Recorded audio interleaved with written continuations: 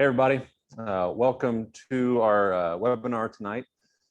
Thanks for joining us. We're going to be talking about pretty high level about implementing a sprayer drone into your operation. We'll look at several key factors when it comes to sprayer drone, and it'll be basically like a general overview, kind of to get you started. So my name is Taylor Moreland. I'm the owner of Agri Spray Drones. And if you have any questions during this presentation, you can drop them in the comment section. We'll answer all your questions at the very end of the presentation.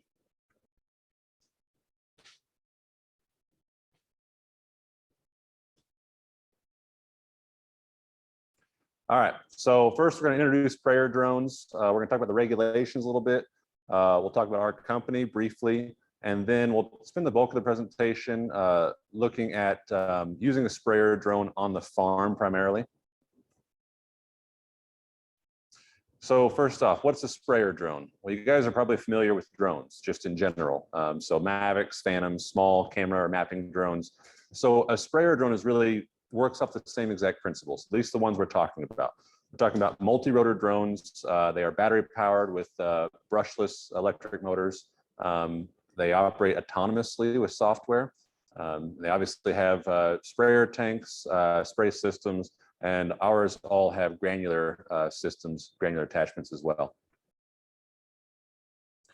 Just a brief history here on sprayer drones. So DJI, the brand that we carry, is the largest drone manufacturer worldwide.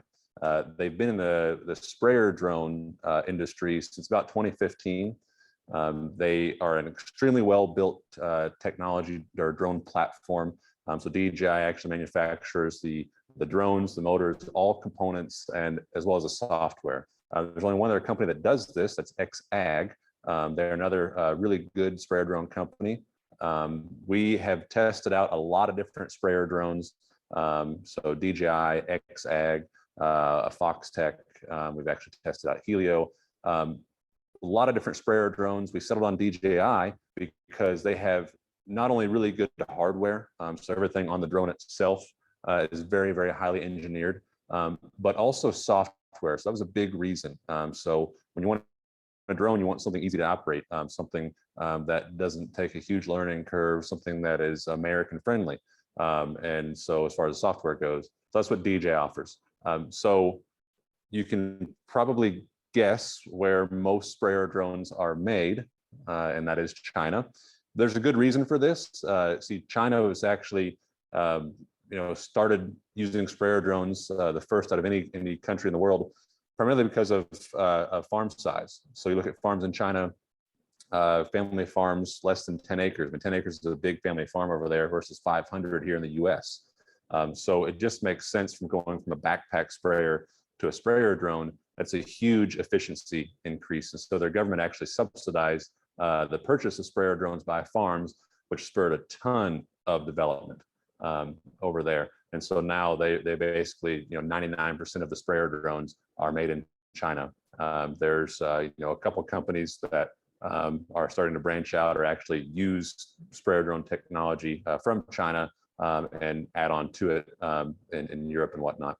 So sizes range from 10 liters to 30 liters. It is rapidly advancing technology, mostly on the software side. Here in the US, it's been pretty slow to develop or to adopt, I guess, mainly because of FAA regulations. So let's take a look at that. So on the FAA side, this is pretty important here in the US. What do you need legally to operate a sprayer drone here in the US? Well, there's three main things on the FAA side that you're looking at, and that's your Part 107, your Part 137, and your Section 44807. So the 107 is just a simple test, 60-question multiple choice. That's a drone pilot's license, essentially, or remote pilot's license. That one's very easy. A couple weeks, you can have that one done. Now, the 137 and the 44807, those are kind of tied together. So the 137 is the aerial applicator's license. The heavy drone exemption, obviously, if you're flying anything over 55 pounds, that's what you need there. So whenever you're applying for those, it's actually a petition type process. You actually apply for those at the same time. So we utilize a drone regulations consultant to do this for us and for all of our customers. She is tremendous. She's partnered with us, and we've got a process to get these done as quickly as possible. They do still take some time, though. She's had these approved as fast as 6 weeks, but then there's also the operating certificate that comes with the 137. So that is basically, talking to your FSDO, your local FA officer, and then they schedule a check ride with you, all that kind of stuff. So that part there, that takes a bit more time, just because you're kind of on their schedule. And we've sold quite a few drones here over the past 6 months, and so they've got several to work through yet. But we help you through this entire process, so start to finish, from the consulting side to the study guide side to what you need for the flight test, for your FSDO, all that kind of stuff. And then, of course, on top of this, pesticide applicator's license, your state pesticide applicator's license, and insurance for that as well, which is very similar to operating a ground rig, which we have resources there to help you on that also. I think on screen here you can see we do have a download for basically the basics of legal sprayer drone operation that you can get from this webinar as well. So here's a brief look at Agri spray drones, our company. So, step back, we'll look at why I looked into sprayer drones to start with. So back in about 2016, 17, I started dealing chemical as part of my seed business. And I started working with a lot of aerial applicators, so helicopter, airplane pilots, ag pilots. And I noticed there was a difference in the way I would work with custom aerial applicators versus working with custom, ground rig applicators for herbicide. Ground rig guys are local. I work with the same guys every year. They do the same fields every year. They understand that if they don't do a good job, then there's plenty of other supply of custom ground rig operators. So that usually is in most areas. And the aerial application industry, it's quite a bit different. There's not a lot of supply, at least in most part of the Midwest. So whenever you need work done, everybody needs work done. And so it's really hard to get good timing on application. And the other part of that is because since there's such low supply and such high demand, some pilots aren't as good as others, and they don't care. That's just an unfortunate part of the business. So 2 ways to fix that. Basically, farmers do their own aerial application just the same way a farmer would do his own herbicide application. And a drone is the only way for a farmer to do that. The other way to fix that is for localized custom aerial application service. In a small geography, work with the same clients year after year, doing a great job for them. And the only way to do that really is with a drone as well. So that's when we started testing drones there in 2019. 2020, we founded the company, did a lot of testing on it with the T16, the predecessor to the T30 and T20. 21, we began sales of the T20 primarily. And we are now the largest supplier in Midwest, and actually the largest supplier in the US on the T30 and the T20 as well. And we prioritize customer service. So that's really the core of our success. It's been customer service, bar none. We try to be the best we can at that, as well as not just provide the equipment, but everything else that comes along with it. So agronomy, knowledge, and support on the technology, support on the regulations, support on the insurance, everything comes with that. So we're gonna hop into the bulk of our presentation here. So why sprayer drones? Well, we're gonna look at 3 main areas here. So on-farm aerial application tool, we'll spend a lot of time there. We'll look a bit at research, using the drones for research, and then special use applications as well. So things like wetland, forestry, right-of-way clearing, mountainous terrain, and a drone that can, lift 8 gallons of liquid can also lift other things. And everybody's thinking it right now, what about beer delivery? Well, unfortunately, Michael Jordan has beat you to it. So, and I'm sorry if these videos are choppy, but this is a drone on one of Michael Jordan's golf courses down in Florida. So not one of our drones, just another big drone delivering beer out to the patrons on his golf course. There you go. So you can do the same thing. Think about harvest time whenever your combine operator is thirsty. All right, but for our purposes tonight, this is what we're looking at. We're looking at sprayer drones, spreader drones, applying products on your corn crop, bean crop, wheat crop, any other field crop that you have, as well as specialty crops as well.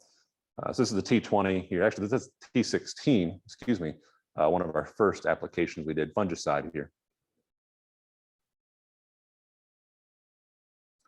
Okay, so when we look at sprayer drones for row crop, what exactly are we talking about? Well, we're talking about low volume application. So that being anywhere between a half gallon to 3 gallon per acre. You can go up to 20 gallon per acre. It's just going to take you a long time, obviously. So it's not meant to replace a ground rig. And I want to be very clear about this. A lot of people think, well, heck, drone's a lot cheaper than the ground rig. I'll just get that. I'll do all my herbicide with it, everything. Now, you definitely can do herbicide with it, but there are several factors where a ground rig probably is a better option. When you look at carrier volume, you look at large ground rigs, if you already have one, coverage, acres per hour, and then you look at label. Label's a big one. So not all herbicides are labeled for aerial application, and drift, of course, as well. So it's not meant to replace a ground rig. Really, we're talking about drones being similar to crop dusters. So if you're familiar with any crop dusting applications through helicopter or airplane, primarily, I mean, the vast majority of helicopter airplane applications are fungicide and insecticide here in the Midwest anyways, especially on corn and soybeans. So that's at 2 gallons per acre. And then you're also looking at wet field burn down. We've done quite a bit of this. Had a lot of customers do quite a bit of this. Whenever it's wet, what do? Well, you hire a crop duster if you can, but usually you can't, or they usually don't want to. So drones offer a solution there. And then you look at cover crop overseeding, something that's not being done quite often or that often now, where drones actually have a pretty good application. But now, just like drones are different from a ground rig, they're also different from a helicopter and airplane. Obviously, size is a big one, but it's not just size, it's the autonomy and actually how they operate. So we're looking at crop duster or drones being more versatile than crop dusters when it comes to spot application, small field application, and fields with a high degree of topographic change. So basically, it's a higher degree of flexibility. So here we're going to just look at several different examples of what our customers have done over this past year with their drones, and just what the capabilities are in different scenarios. So if you guys are familiar with Liberty is a very common soybean herbicide. It is a non-systemic herbicide, so you have to touch every growing point of that weed to kill it. And it's very finicky too, so you can't apply whenever it's cloudy or cool or too dry. And so it's pretty tough herbicide to work with sometimes. So this past year, one of my customers called me and said he wanted to apply Liberty with his drone at 2 gallons an acre because it's been raining for 2 weeks, and he had water hemp growing his Liberty bean crop. And I said he was crazy because the label carrier volume with Liberty from a ground rig is 20 gallon an acre. So I did not think it would work. He did half of his field with the drone. They're on the left half of the picture at 2 gallons an acre, quarter Liberty. And then he did half of that field with the ground rig 9 days later when the ground dried out with his ground rig at 14 gallon an acre. And this picture here was taken a month after application on the ground rig side. And so it's pretty obvious the difference. The drone did a really good job. If he would have had Select in there, he would have actually killed all of those volunteer corn plants that you see.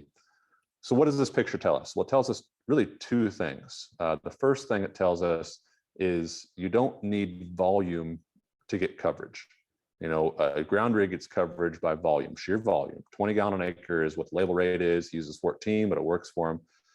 A drone gets coverage through different means, and that is prop wash. So the props are actually pushing that product down, not just pushing it down and spreading it out, but they're also disturbing the crop canopy. So those leaves of the crop and of the weeds are waving around in the mist that's coming down on top of it. The second thing this picture tells us is that timing is incredibly important. We all know this. Timing is incredibly important when it comes to any application, especially herbicide, especially Liberty. And if you can't get across that ground, then obviously you might miss your chance. And whenever you apply with the drone, it was hot, it was humid, it was perfect conditions. When you apply with the ground rig, it was cloudy. So that's the big difference there. This is just an example of fungicide application with a drone on corn. We all know aerial application fungicide on corn works. It's been done for decades now. We just with helicopters and airplanes. So a drone's no different. Obviously, it's a different platform, same method. So this is just a test plot that one of our customers did. You can see the green strips there where they applied. There's no skips in the middle of those green strips. And then, of course, they did not apply. You can see it's a darker color. And if you're curious about the results there, all the fungicide products actually perform very similarly. 207 versus 181. So this year was a great year for fungicide on corn. I can get more into this, but we'll keep this about drones. All right, so this is a satellite image from Google of an area right around Marthasville, Missouri. And what do you see here? Well, you don't see any straight roads. You don't see any straight field edges. And you see a lot of trees and a lot of small fields. Areas like this are very underserved by ag pilots, by crop dusters, helicopter, airplane pilots. And there's a big reason why. Number one, efficacy. It's really hard to get effective coverage whenever you have to pull up, a couple hundred yards before the tree row, and the field itself isn't much more than a couple hundred yards long. So efficacy is a big one there, and also efficiency. They just can't get the acres per day that they can get on a larger, flatter, field or area of fields. And so they prefer not to go there to this area. One of our customers last year bought a T20 and decided that he, would offer custom application in this area. It's underserved area, mainly fungicide on corn and beans and wheat, and then cover crop as well. And he absolutely killed it. He did a fantastic job. Everybody was super happy with the coverage of the drone because it could fly really close to the tree lines, really close to power lines. The topography, you can kind of see some terraces in some of those fields. He was able to keep the elevation of the drone within 10 feet or about 10 feet over the top of that crop, no matter what the terrain was like with the radar capabilities of the drone. And he was able to charge a lot for it, because it's a market that's been underserved. He was in high demand. So he did a really great job. He's growing his business for the next year. So that was kind of some liquid application examples on with the drone. We'll look at kind of the granular side of it.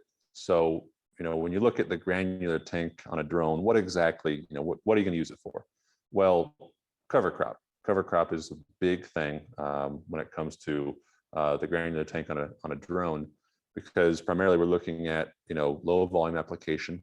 You look at something like cereal rye. Cereal rye is by far the most widely used cover crop across the Midwest. And there's a big reason, because it is hardy. That's mainly the biggest reason there. It's very winter hardy. You can apply cereal rye, you can drill it, you can broadcast it after harvest, and you get a stand. You really can't mess it up. But you're looking at about 30 to 40 pounds or higher on cereal rye crop versus something like, you look at clover, you look at radishes, turnips, ryegrass, pennycrest, things like that.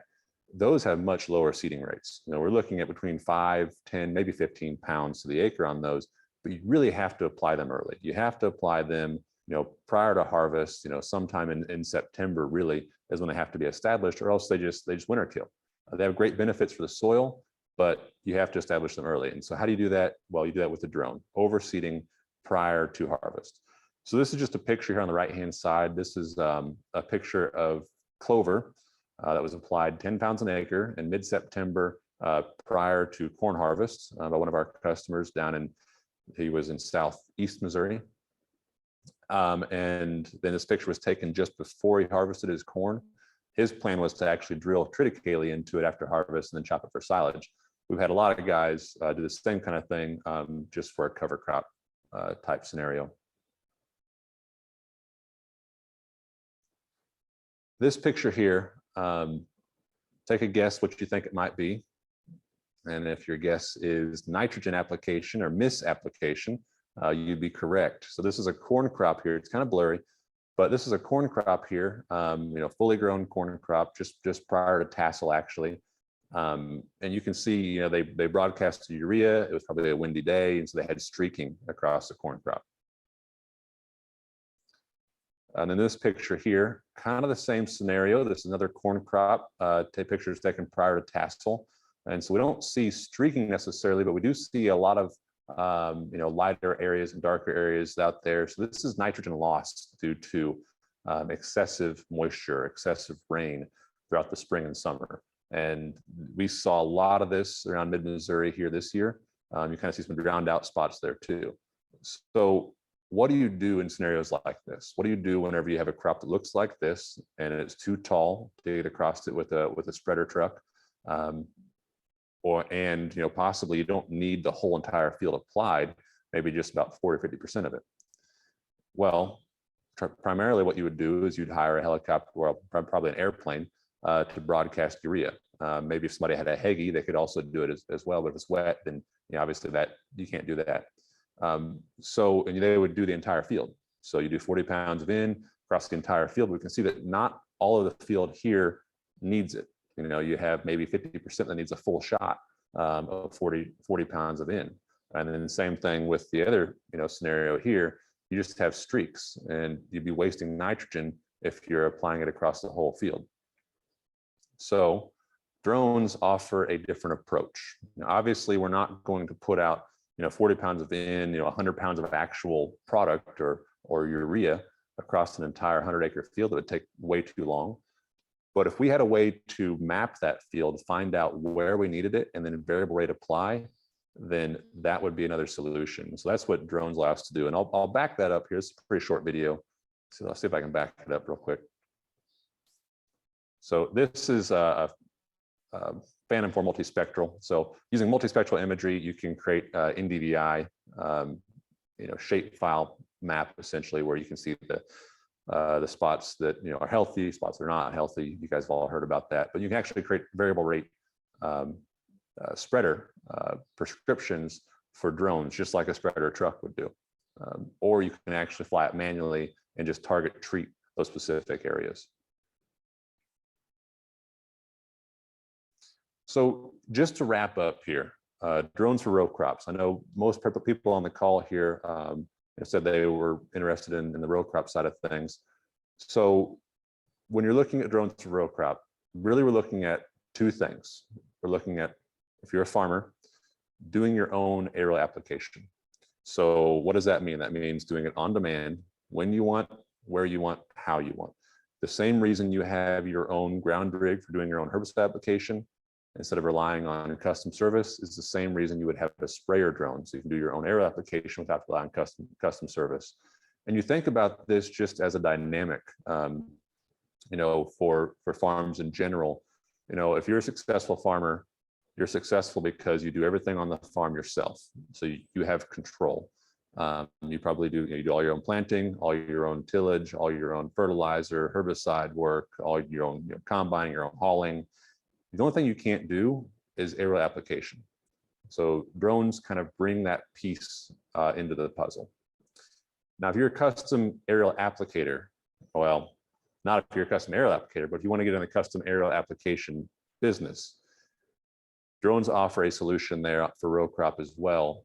When we look at the barriers to entry for starting a custom aerial application service, they're huge. I mean, who has a couple $1 million laying around to buy an airplane and get training and hire a team of people and all that kind of stuff?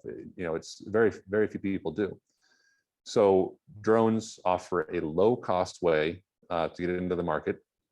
You're looking at equipment cost of between $20,000 and $40,000, depending on the model. That'd be per drone. And then you're looking at low cost of operation as well.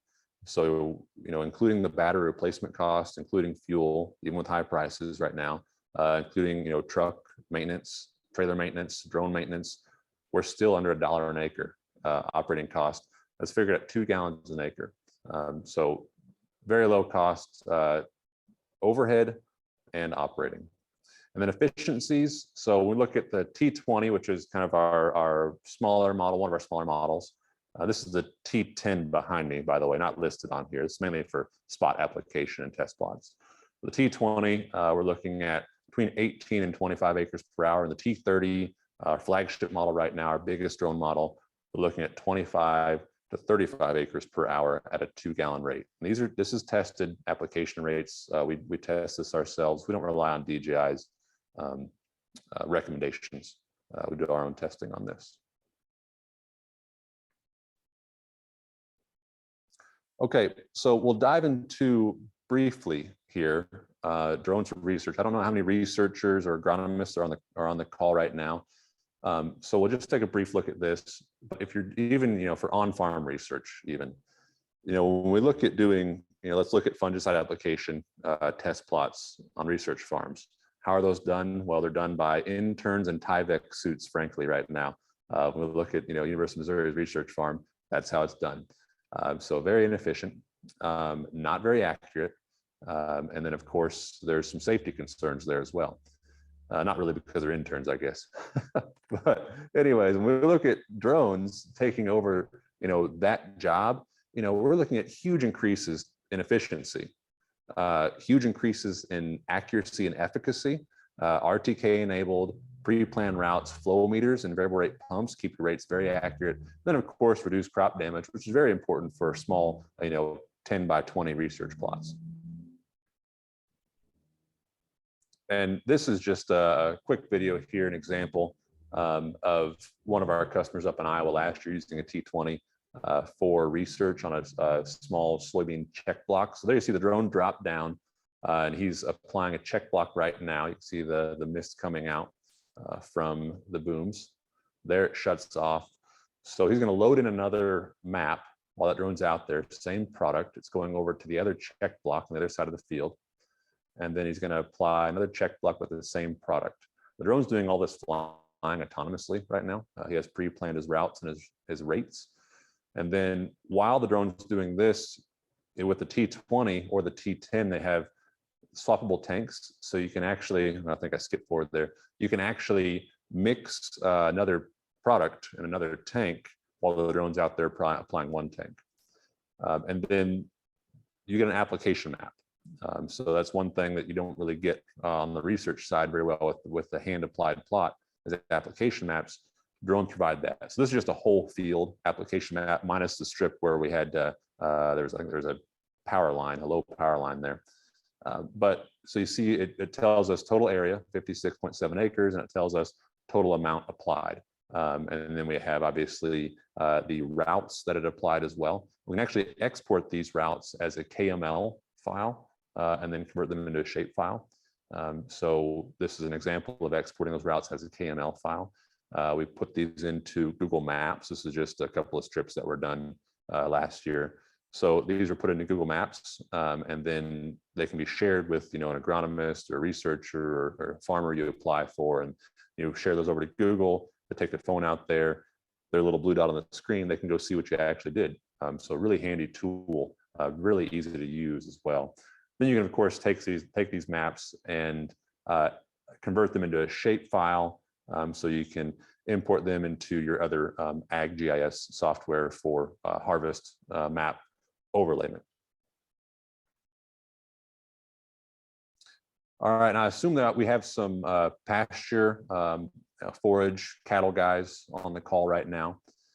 So when we look at pasture and forage, hay crop, cattle, crops, what exactly are we looking at drones doing in that scenario?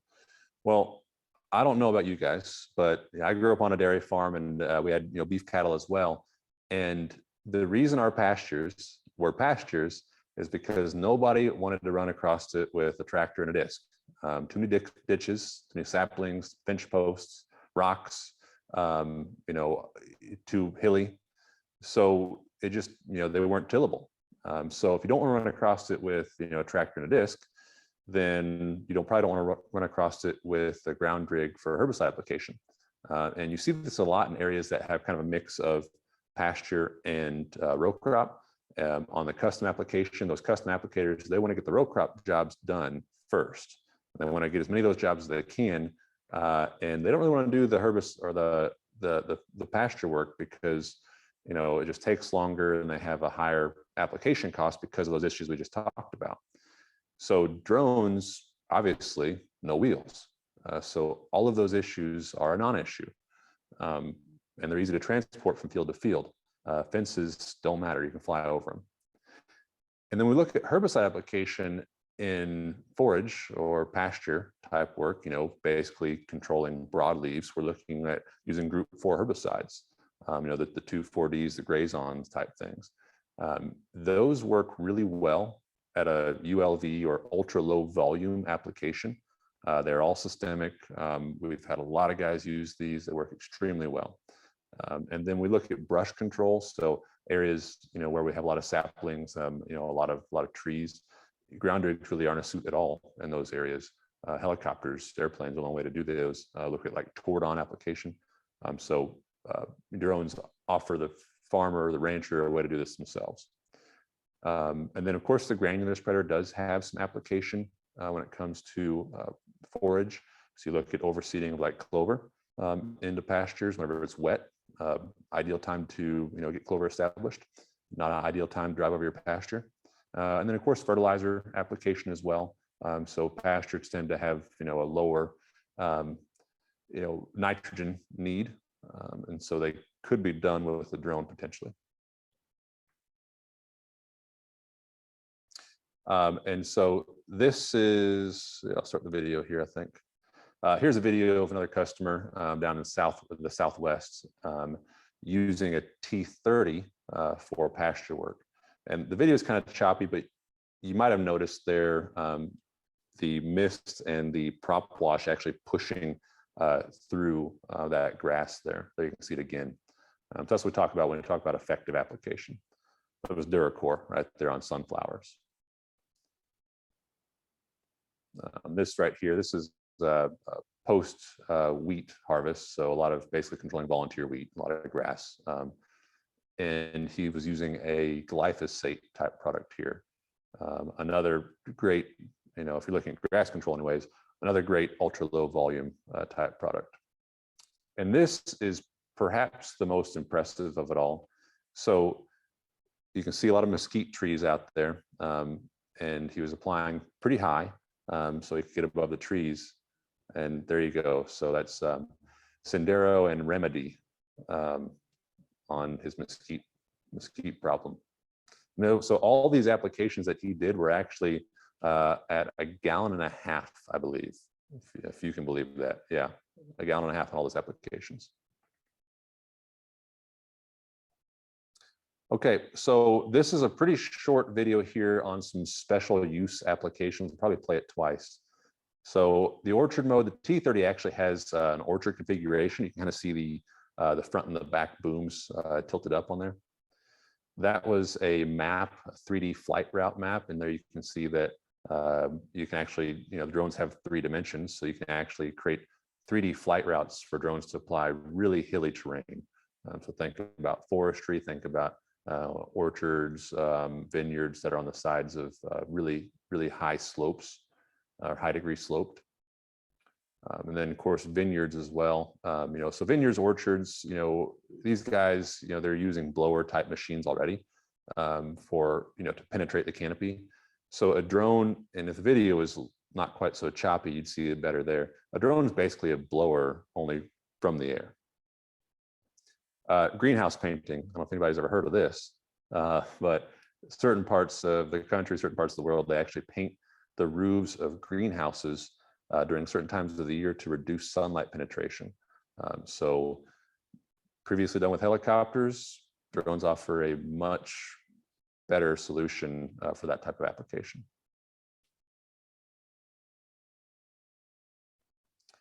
Okay, so let's look at a flow chart here. we've gone through the why. Now let's look at the how. So how do you operate a sprayer drone? Well, it starts with the setup. So what do you need? You need a generator, a pre-mixed tank of chemical. You can mix on site if you want. Pre-mixed tanks are just easier with a pump. Of course, your batteries, your drone, your tanks, all that kind of stuff. This is a T20 setup. T20 setup, everything fits in the back of a truck for all-day application, frankly. T30, you can fit it in the back of a truck. It's just easier to have a trailer. And then you collect a field boundary. So how do you collect a field boundary? Well, you can do it a number of ways. There you see you can fly the drone around the field and actually use the GPS in the drone to collect the boundary. You can also use the remote in the same manner, actually walk the remote, drive the remote around the field to collect the boundary. This video here, you can actually tap on screen using the satellite imagery on the screen to create a boundary. You can also bring in shape files.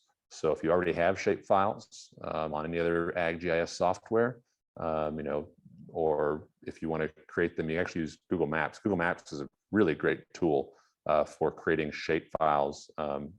You actually create KML files and then convert to shape files, but then you can actually import that into the T30 remote.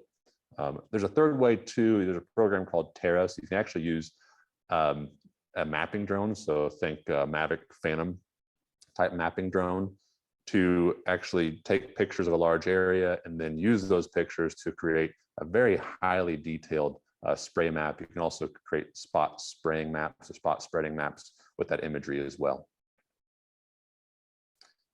All right, so next, after you have that, you input your parameters. The Agri system makes this extremely user-friendly. Everything's all in one place. So your flight height, speed, direction, application rate, it's all right there. Your height is kept by a radar. So you probably can't see it, but there's a canister right down here on this drone. This is the T10, the T30 works the same way, T20 works the same way. That is a DBF imaging radar. That does your obstacle avoidance, but it also does your terrain following. So you can actually follow slopes of up to 30 degrees using that radar without having to do any kind of pre-mapping. So it basically builds out a terrain map as it flies, and then goes up the slope or down the slope as it sees it. I should also mention the application rate. There's 2 pumps in here. The T20 has 4, T10 and T30 have 2, and there's electromagnetic flow meters, and the pumps are variable rate brushless motors. And so the flow rate is dynamic. So as it speeds up or slows down the drone speed, it also speeds up or slows down the pumps. So the rate is also very accurate on the spraying system. So after you have your parameters in there, what do? You press takeoff, or in this case, you slide to take off, and the drone goes to work fully autonomously. So it's taking off there autonomously by itself. It's turning and going to the field. So the drone does its work, and then what does it do? What comes back to when it's empty? So there you can see it's autonomously returning home. You can fly it back manually. It's very customizable, but autonomously returns home. And then the Agri system has another safety feature built in. So it actually hovers at the home point to make sure the landing area is clear. And then you just tell it when to land and where to land. And it's as simple as pressing a button, really. There's, a lot, like I said, a lot of, customizable factors in here when it comes to the return to home and all that kind of stuff. But yeah, it's really just that simple. When it lands, what do? Well, you refill it, replace the tank, or with the T20, replace the tank. With the T30, you refill it. So basically just a pump and a long hose and a nozzle. We use a fill through cap on the T30, so you just start your nozzle there. Tank's refilling. Pull your battery out and replace it. So, batteries are a big question a lot of guys have. How long does the battery last? How long it takes to charge, all that kind of stuff.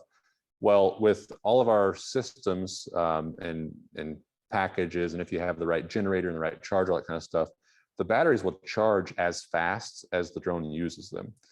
So you don't have to worry about having to wait for a battery and charging to put it in there. How long does the battery last in the drone? Well, you can usually, as long as your batteries are warm, you're operating efficiently, you can usually get 2 tank loads or 2 flights per battery charge. So you don't have to replace the battery every time typically. With the T30, we usually do because why not? You're already refilling the tank. That's going to take about 30 seconds to fill that tank with a pump. And so you might as well take that time and replace that battery. That way you just start with a full battery, minimizes problems. With the T20, sometimes you might want to do this because you can swap the tank out really quickly. And then you saw it there in the video. You just hit continue, slide the tank off, and it goes back to where it left off and continues again. And I should note on the return to home side of things, the T30 has a smart return to home feature where it can actually return to home prior to emptying out if it's a more efficient spot to return from. So that's it. Just repeat basically all day long. That process there from basically takeoff to takeoff. So that first takeoff, that second takeoff is going to take anywhere from about 5.5 out to maybe 8 and 9 minutes. Just kind of depends, how far you're going, how quick you're emptying the tank out, all that kind of stuff. You can swarm multiple units in one field. So the software is built up, or has built-in features to swarm up to 3 T30s or T10s on one remote. The T20, you have to use separate remotes, but you can do the same thing. The software is built in to do that. There's some licensing requirements there to do that legally. Terrain following, like I said, at 30-degree slopes is what you can, it'll autonomously follow terrain at 30-degree slopes. You can fly the drone manually if needed. So the beauty of the Agri system, with all your software being on the remote right here, and your joysticks on the remote, the drone is fully autonomous when you want it to be, which is most of the time, but fully manual when you need it to be. So you can take over at any time. You can also use those functionalities to do spot spraying, stuff like that, which the onboard FPV camera, first person view camera, is very, very useful for. The T30 and T10 have 2 cameras, front and back facing. Then of course the obstacle avoidance radar. The drone has a lot of redundancies built into the system besides the obstacle avoidance. And we look at dual GPS antennas, dual RTK antennas, dual compasses, dual barometers, dual gyrometers. And then we look at the obstacle avoidance. The T30 and T10 have spherical obstacle avoidance, a radar facing up, and that 360-degree radar we talked about that looks all around the drone also. So we're closing out our presentation here. We'll get to the questions here in a second. We do have, so if you guys are interested in learning more, if you haven't already, check out our YouTube, our Facebook, our Instagram. We are posting videos on our YouTube on a regular basis, just tutorials, how-tos, and then just kind of some things like, okay, interesting things you can do with a drone, essentially. So check those out. We're all at Agri Spray Drones. This is our website here, agrispraydrones.com, our main phone number and our email. And of course, if you found us here, you probably already have all these. Yeah, we'll be glad to answer any questions you have. If you can't, if we don't answer those here, then just reach back out to us. We'll see if we can get those answered.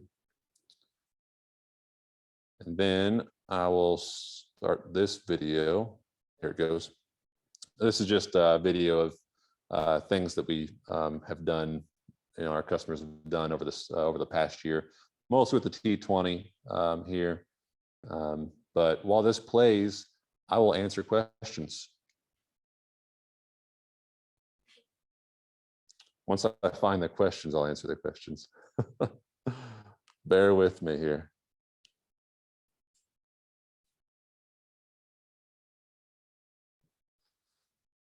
Gonna need some technical help.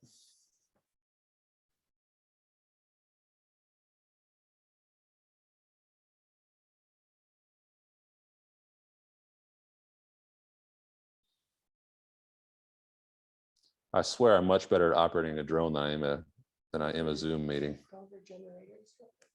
Okay, yeah, we had a question. Carrie said, I can't see it here, but she's prompting me. Generators, we had a question on generators. What do you need for a generator to charge batteries in the field? So with a T30, you're gonna need a big one, a 10K. So that's really 9,500 running watts is what you're going to need. And essentially any generator that has a 50 amp, 240 volt plug on it, so that's the big, basically RV style plug, that will work. You need to supply the T30 charger with 36, peak 36 amps and peak 8,000 watts.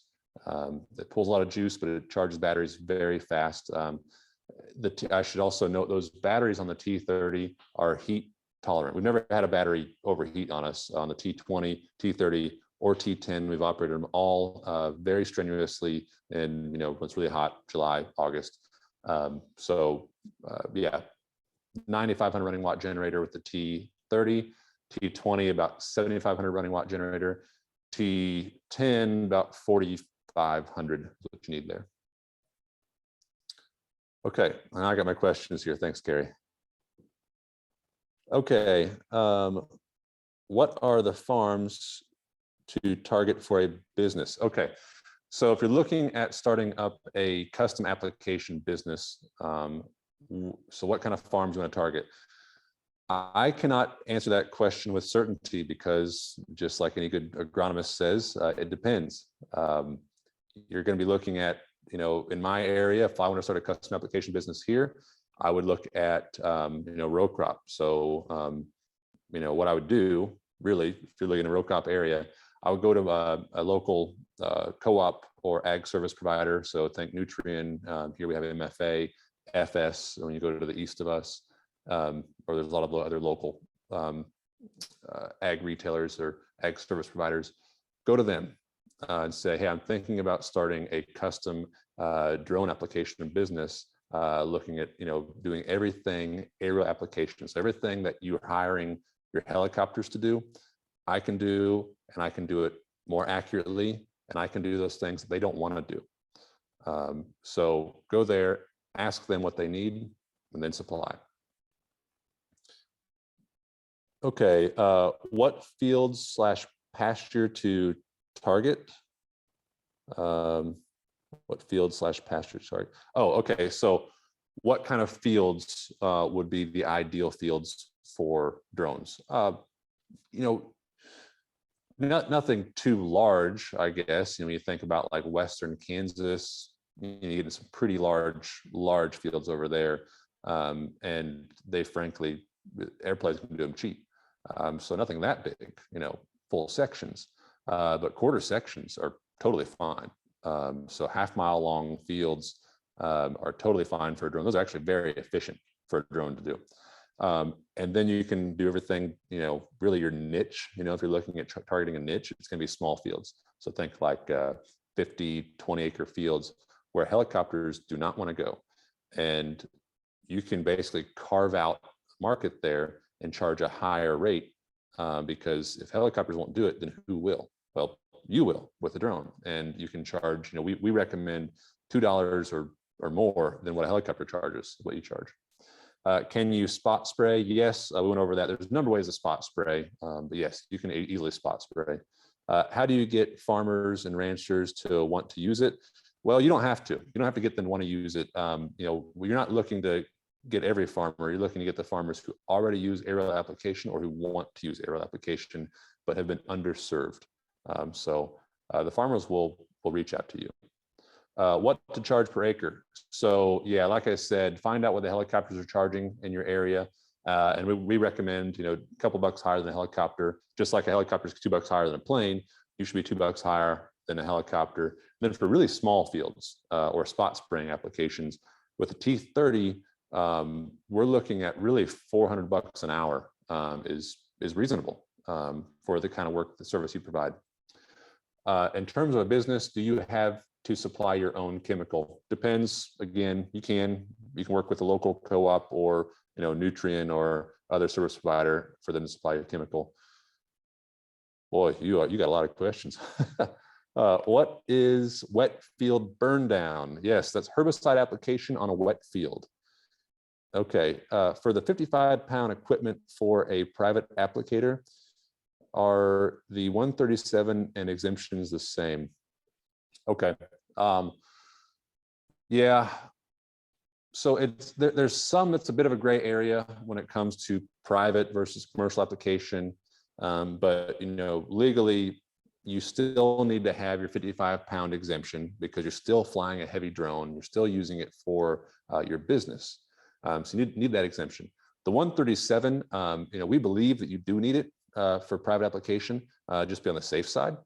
But the wording in there on the 137 is all about commercial application. And so if you're doing it from your own farm, is that commercial or not? Well, that's where the gray area is drawn.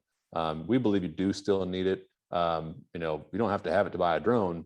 What you do is up to you. But we do recommend that you get it. Can the coverage maps be uploaded to Climate Field View? Yes.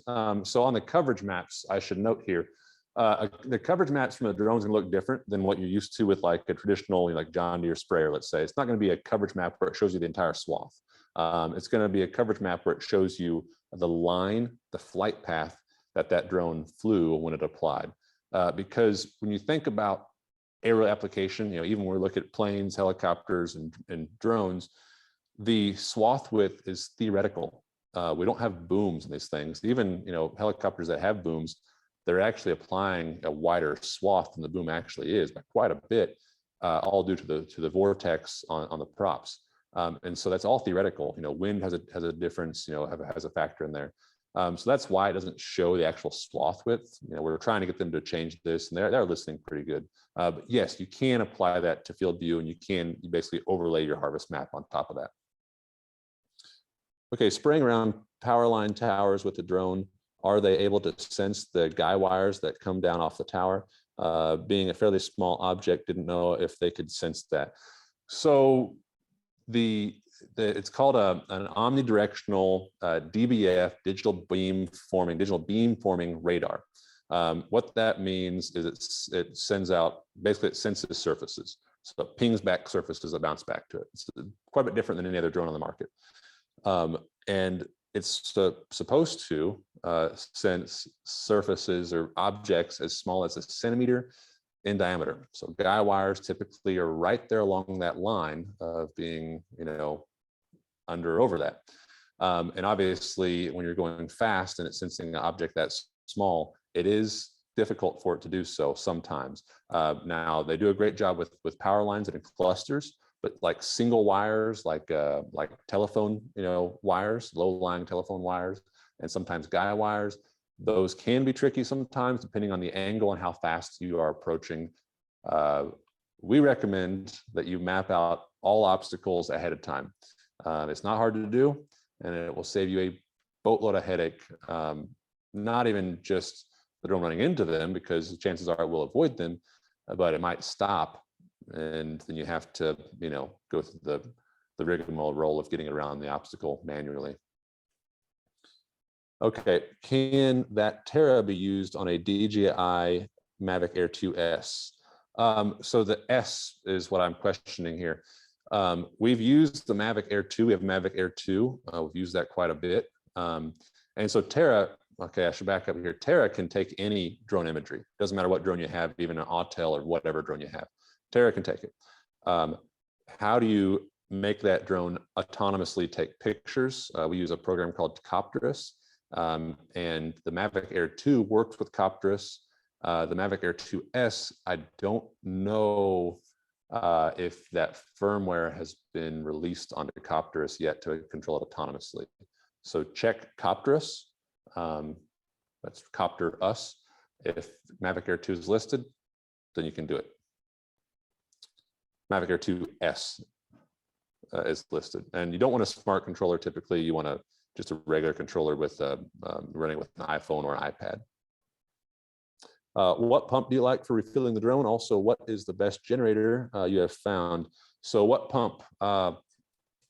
There's a number of them. The pump you saw in the video, if you guys watched our YouTube videos, that's basically like a DEF pump. So, like diesel exhaust fluid pump.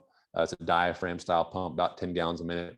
It works well because it's diaphragm, so it'll suck air pretty good, but it's not as fast as other pumps. So we use a lot of times for our custom application, we'll just use like a chemical shuttle pump, so a mini bulk pump. You can get those at farmchem.com. There's a couple of different companies that make them. They have one, it's if you search CT6 high flow chemical pump on Google, you should find it. That is an 18 gallon per minute shuttle pump, and it works pretty well. And then generator, is there a generator that works well? So every generator that you're going to find that is under, let's say, $1,500 for a 9,500 running watt generator, they're all going to be pretty much the same. Doesn't matter from company to company. If they're that price range, they're going to be about the same. Anything over that, so you're looking at like diesel, like Kubota style generator, those are the best, obviously. But you're going to be spending about $5,000 or $6,000 for a Kubota of that size. Whenever you can buy a 9,500 running watt generator, with a gas engine, cheap one, about $1,000. So just get a couple of those, and you have a backup. Essentially, they work fine. And just Google search, if you're looking for a T30 generator, Google search 50 amp 240 volt generator, then find one that has that big plug on there. Okay, do you have any estimate on lifespan of the units or of the drone? Yeah, this one's a tough one, because we ourselves have not ran a drone through its entire lifespan. And honestly, when you think about running a drone through its entire lifespan, it's not like a tractor, it's not like a truck where just like a lot of components are breaking down. It becomes more expensive to fix it than it would be, just to get a new one, because everything's modular on these drones, and there's actually very few parts that actually will wear out. The computer, I don't know if it overheats or which shouldn't happen, or gets water inside of it. I guess that could happen where it would mess up, but not a high probability. The motors, those are all brushless, electric, brushless motors. Just like think about your Milwaukee, your drill. Those all have brushless motors in, at least the new ones do. And we've never had a problem with our drills. So you look at like a brushless motor on a drone, the bearings, which really don't have a lot of wear on them because it's just lifting the drone. They're not like being pounded against. So brushless motors have a life expectancy of 10,000 plus hours. Unless you crash it, you won't have to replace really anything on the drone besides maybe tips and diaphragms in the pump. Now the batteries do have a lifespan that we know about, and you're looking at about 10,000 charge cycles with the T30 and T10 batteries. That's going to get you with a set of 3 batteries for the T30. For that 3 battery set at a 2 gallon rate, you should cover at least 12,000 acres, probably more like 15,000 acres before you need to replace that set of batteries. That's all built into that cost of operation that we talked about. These drones have been operating in China, and they've been operating the same drones since, for 10 years. Some guys have in China.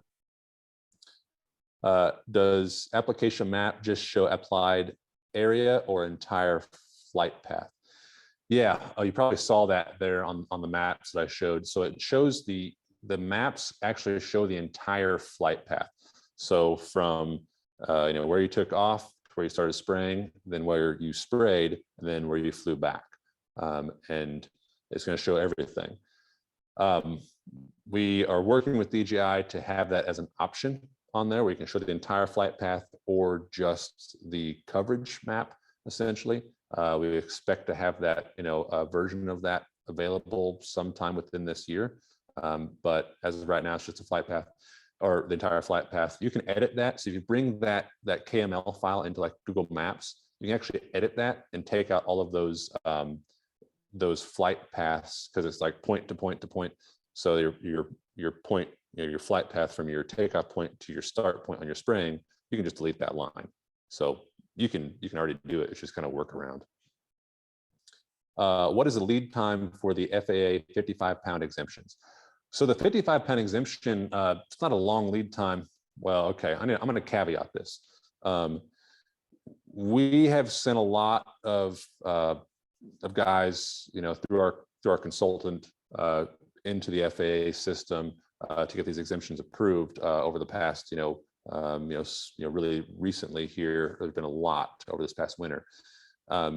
So, about 2 months ago, it was taking anywhere from 6 weeks to about 2.5 months. I expect that to be the same now, if you apply now, for the 55-pound exemption and the initial 137. So that's like the FAA basically saying, yes, you can legally fly a drone that weighs more than 55 pounds. Yes, you can legally apply chemical. Now, before that whole chemical thing, before you can actually allowed to do that, you have to get what's called a operating certificate from your local FAA inspector. And that's actually you calling them, you saying, hey, let's set up a time to come out here. You watch me fly, you approve me, ask me questions on chemical, all that kind of stuff. And so that's the longest part right there. Yeah, you can be approved by your 55-pound exemption in as little as 6 weeks, but it's the FSDO part that can take a little while.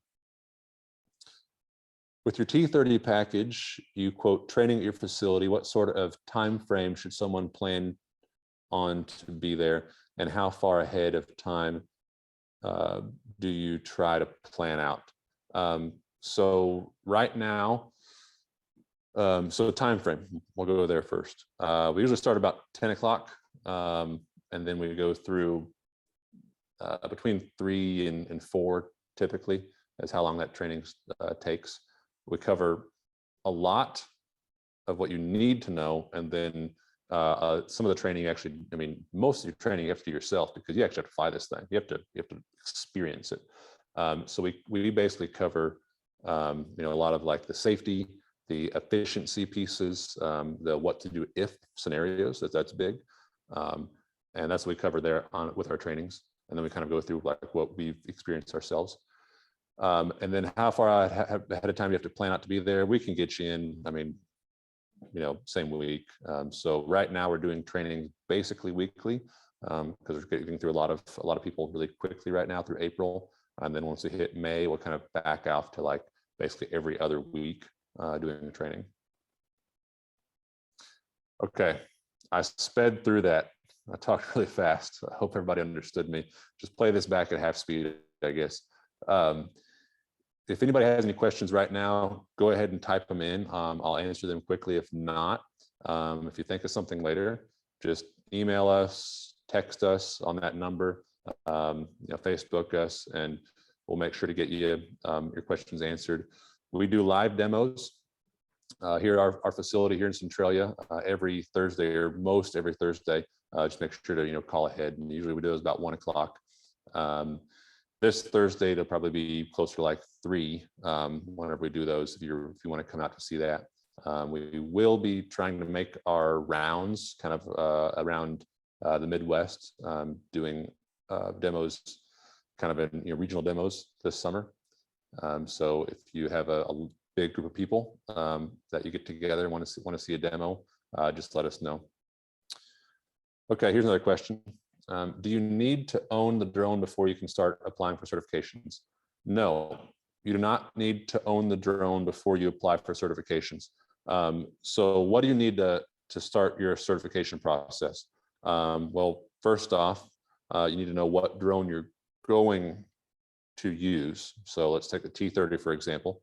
If you're going to be getting a T30, then it's best to go ahead and put a deposit on it, because we have pretty high demand right now, and we're booking out essentially. So right now, if you book a T30 right now, you would have one early May timeframe is when our next available shipment arrives. So you go ahead and book a drone, and then we'll get you in contact with our FAA consultant, and then she will get with you, and then she will actually submit all your paperwork for you. She submits all your paperwork for you to the FAA. And then that's it on that side. And then you have to get with your FSDO and tell them, and they're going to probably want a registration number at some point in time, at least before you actually can get it approved. We provide you, as soon as you book a drone with us, we know all the serial numbers that are coming on our shipments before they even get here. So we give you your serial number, and then you can actually register your drone before you even get it. So you can get your insurance done, you can get your licensing started, you can get your FSDO contacted, you can do everything you need to do before you get your drone. But if you're thinking about it, yeah, probably a good idea to go ahead and book one as soon as you're ready anyways. Okay, more questions coming in. We'll keep it rolling. Pumps, rate controller replacement, etc. Yeah, asking about replaceable parts.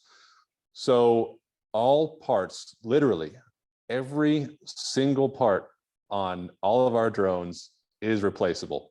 Literally every drone, every part. The whole system's modular. So when you look at the arms, the motors, the pumps, the diaphragms within the pumps, the seals within the pumps, the rubber, gaskets, around the computer systems, everything's replaceable.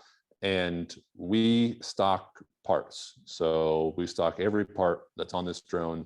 We stock a lot of parts that you would need if, let's say you crashed it, or we had one guy dropped it off the back of his trailer. Strap it down. It'd save you a lot of headache. What wind speeds can you operate the drone safely? Yeah. So this question has a two-part answer. What wind speeds can you fly the drone safely in? That kind of has a factor, like payload factors into that, and temperature and humidity, stuff like that factors in. Primarily 15 miles an hour safely. 20 miles an hour, we've done that, been fine, no problem at all. So 15 to 20 miles an hour safely. Now, if you are spraying something, you probably don't want to spray any higher than 15 mile an hour wind, especially herbicide. You want to stay below 10 mile an hour wind, primarily, depending on where you're at, I guess. And label, of course.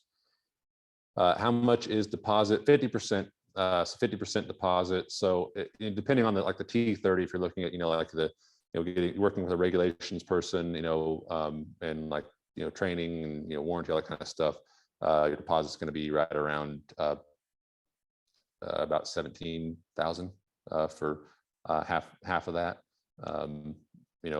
Multi drone orders, obviously you don't have to pay for training twice or regulation service twice and stuff like that. So about bigger between 15 and 18,000 for one drone. Private use versus commercial with the T30, is there a difference? We kind of covered this a bit. Not really. Again, these drones are so new. The FAA is having a hard time. There is no, the FAA doesn't, prior to this past year, the FAA really didn't have any regular rulings on drones for aerial application. So all of the wording in the 137, in the FAA's 137 was for commercial application, because you weren't going to be a crop duster and just do your own farm. You're going to be a crop duster and do commercial application. Now with drones, you can just do your own farm and makes sense. So the wording in there's, we still think, err on the side of caution for sure. Get your 137, but I guess you can read the 137 and tell us what you think. Any idea when swarm exemptions for the T30 may be approved? So we're working on this right now. This all has to do with precedence. So right now, there is precedence for heavy drones for swarming.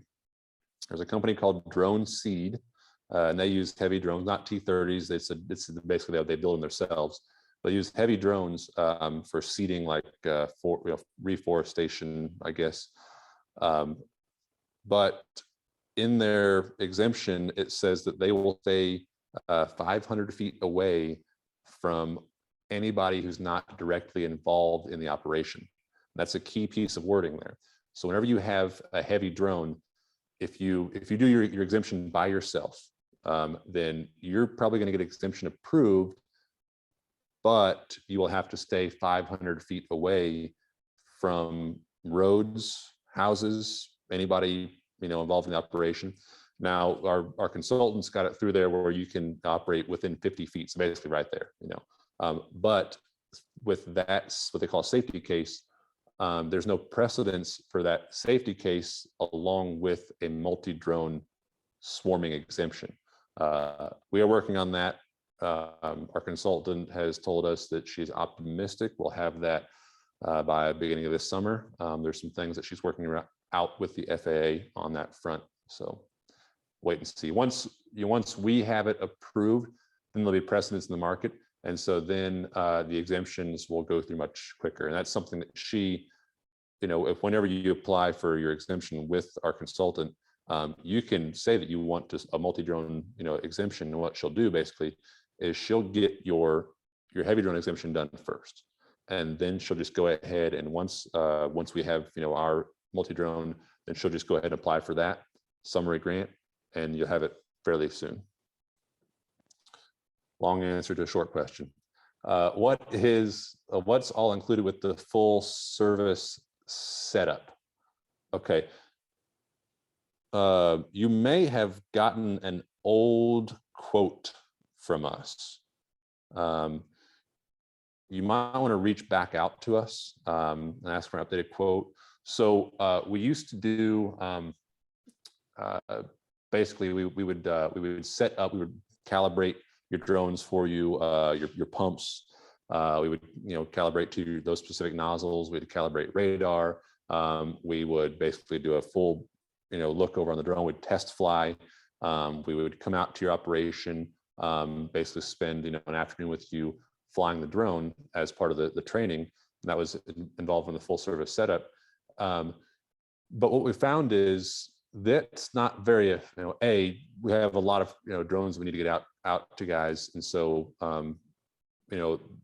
that takes a lot of time. A and B, and more importantly, we found that training is much better in a classroom setting.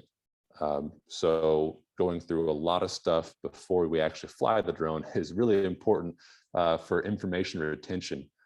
So we don't actually do the full service setup anymore because you can do that yourself. So why would we need to do it for you? We provide really good documentation on how to do all of that. And then we train you on really the key things you need to know. We do it very well now.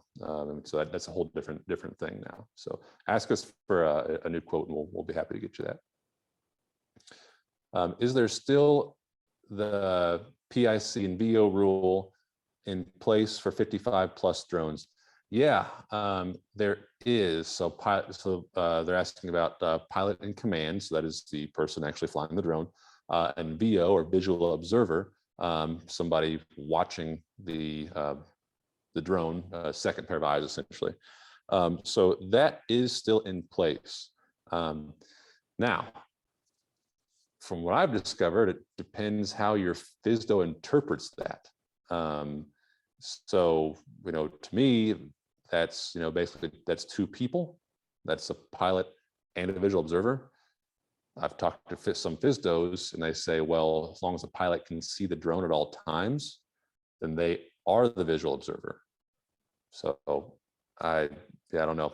And this is, again, there's some FSDOs or some guys within the FAA that really don't understand, drone rulings, but if they're the ones enforcing them and they're telling you how it is, then there you go. If I get one drone now and want another one to swarm later, do I go through the whole FAA process again? Nope. So that's the beauty of these drones. They are very scalable. And I should caveat this, so long as you get another of the same. So let's take the T30, for example. You get a T30 now, go through the FAA process with it. And then this summer, you're flying it.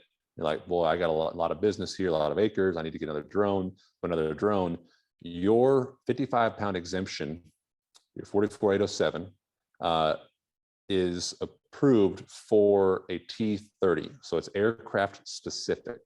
So you cannot get a T20 now and get it approved for that, and then get a T30 later and think you're all good. You have to have it approved for the same drone. So you get a T30 now, get one later. Yeah, you're good to go. You don't have to go through the same process. You have to, every 2 years, you have to basically renew, but it's not the same process.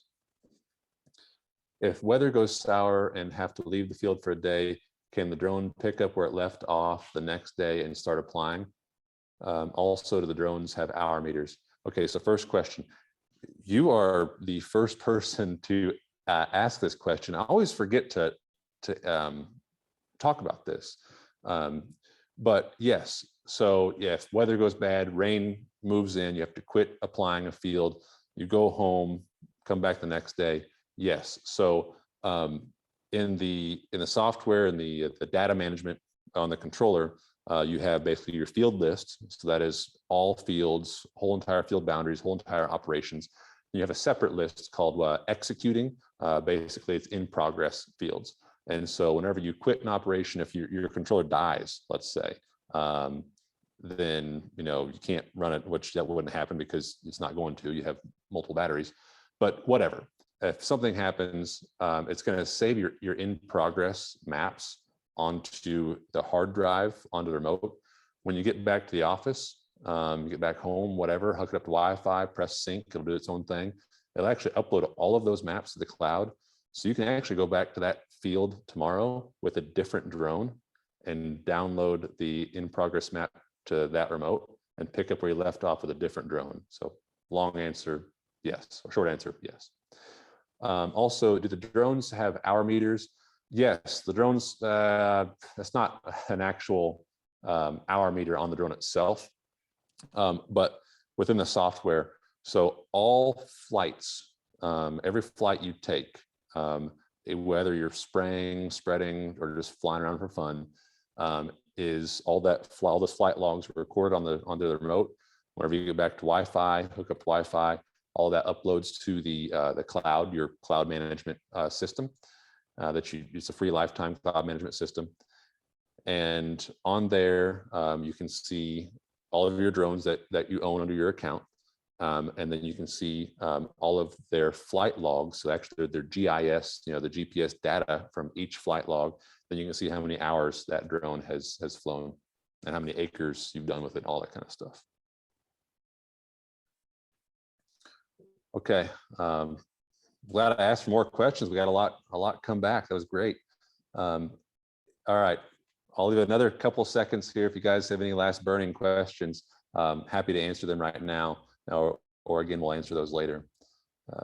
So looks like that might be the end of the questions.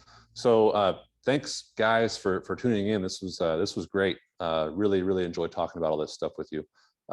So have a good night. We'll talk to you later.